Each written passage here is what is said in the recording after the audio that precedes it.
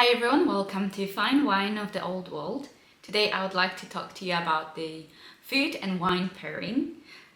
So this episode will be very short because the topic is very easy, and what you need to remember is that you drink white wine with fish and red wine with red meat. Joking. I wish it was so simple. Unfortunately it isn't, and unfortunately I'm not even sure whether I'll be able to cover this topic properly, but I'll give it a try. I hope you do enjoy the video, and I hope you do drink responsibly, and I hope you will learn something new about the food pairing. Well, when it comes to the saying white wine, fish and red wine meat, there is some truth in it, and there's some background and there's some logic.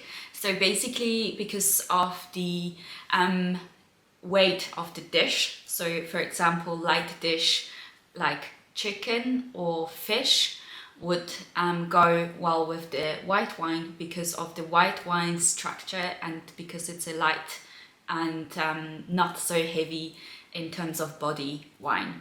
And then when it comes to the red wine, you obviously know there's structure, there's some weight to the wine, there's some body, and therefore the meat was also taken. Okay, the meat is a bit heavier and a bit overwhelming the dishes, so therefore you would serve it with the red wine. So I will definitely get back to this, but for now I wanted to tell you that the most important is you. So the most important is your own preference. So if you like white wine, and if you want to eat the heavier dish with the white wine, there's no problem with that. And also, if you recommend it to your guests, you always have to remember that the most important is their preference. So if you have to recommend the wine to them, even if you serve the best Bordeaux blend, that doesn't mean that they will enjoy it. So unfortunately, you need to take that into consideration, that they might have their own preferences. I think that's a good tip if you are just starting with the food and wine pairing. And I think it is important to know where the wine comes from, and also knowing where the dish comes from. For example, Italian bolognese, and then I would serve it with Sangiovese, so it's even from that region as well. Then the next tip is that you take this food and wine weight into consideration. So again, if you have a wine that is heavy, high in tannins, then you would probably not like to serve it with a delicate dish like chicken and broccoli. You would rather serve it with the beef stew, but it's the same way round. So if you serve this beef stew, then you probably don't want to serve it with Vinho Verde, because Vinho Verde would be super delicate and you would not enjoy your wine. So your wine style would be lost. I think if you practice, you will finally find the balance, and you will know, okay, that's gonna match, that's gonna work, and oh, that's not gonna work. There are obviously some exceptions, and that's why you have two main schools of food pairing, because it would be complemented or contrasted. So as you may know, contrasted would be something like, water and fire, right? I think the best example here is the wedding cake. So when you think of the wedding cake, it's sweet, a lot of sugar, right? And then on the other hand, you can have champagne, which is going to be dry, most likely, and therefore it's a bit clashing. But there is this exception that you can still serve it if you want to have this unique experience, or whatever you would like to call it. And then when I went to the French wedding, I was quite surprised because they served the wedding cake with champagne, and I was a bit confused because I was like, I need something sweet with the cake. And that's why on my wedding I used the complemented food pairing, which was the wedding cake and Moscato d'Asti. So Moscato d'Asti is also sweet, and the thing with the sweetness That's another thing that I want to talk about, is that sweetness makes your wine less sweet. So sometimes you can probably imagine those sweet wines when they like syrup consistency, they are very like dense and high in viscosity, but when you serve it with something sweet, all of it is gone. It's a perfect match. Another complemented food pairing would be acidity to consider. So if your food is high in acidity, that would make your wine less acidic.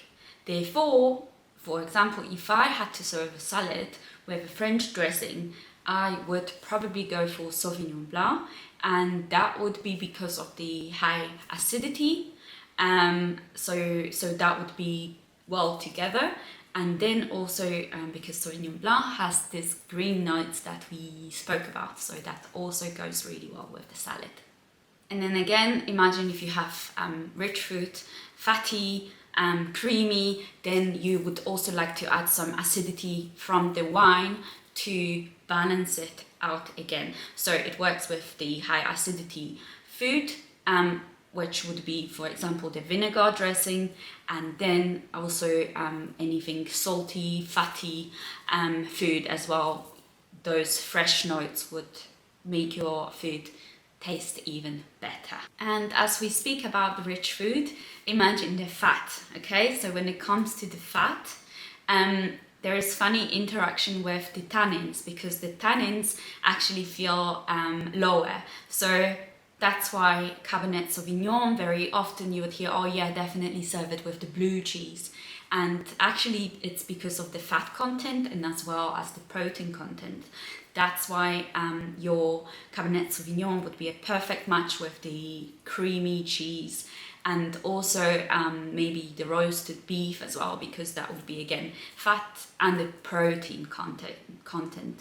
Unfortunately, this rule doesn't work with the seafood, because even though they are quite fatty and quite high in protein content, the tannins and seafood clash. So definitely please do not do that. And then the umami flavor. So that's the meaty flavor, and as I already said, probably spaghetti bolognese with Sangiovese would go really well. And that's because of the high acidity in wine, and high acidity in wine goes really well with your umami flavor. Then I'll give you some examples of the contrast pairing. So again, remember, sweet wedding cake and the champagne. That is the contrast pairing. And then also we can talk about bitterness. So if your food is bitterness, the wine would make the food even bitter. Therefore, if you have the bitter notes in your food, I would normally try to balance it with the sweet notes. And then also the chili. So when it comes to the hotness in your food makes the wine even hotter. Okay, so the alcohol is even higher, the impression of the alcohol content is even higher if you have it with chili or spicy food. And I unfortunately had to learn it hard, because I was eating the very spicy curry, Indian curry, and then I was like, oh, I'm going to have it with the Shiraz. So imagine, that was not good at all, and that was the New World Shiraz, so a lot of alcohol, and that made it unbearable. So be careful with that, and therefore when it comes to the spicy food, the best is something sweet. So something sweet would definitely balance out the hotness of the dish. And that's why you sometimes hear this, oh, sweet chili sauce, right? Because there is sweetness and hotness, and it always goes well. And for example, I would suggest eating Thai curry with maybe Tokai. Probably that would go really well. Just to summarize, I wanted to say that this is very difficult topic. There is a lot of dynamics around food and wine pairing. There's a lot of different opinions, different schools, and remember, back in the day, people used to drink wine because of the aseptic reasons, and because very often the water would be contaminated, so it was safer to drink wine. And that's because of the amount of acids in the wine. So you get this lactic, malolactic, acetic, citric acids, and they would have the antibacterial properties. And today people want to focus not on the aseptic reasons, but want to experience the food more and more intensively. So as you go to the restaurants, if you go to a good restaurant, then you probably would have a dedicated sommelier, and this person would tell you what to have with your dish.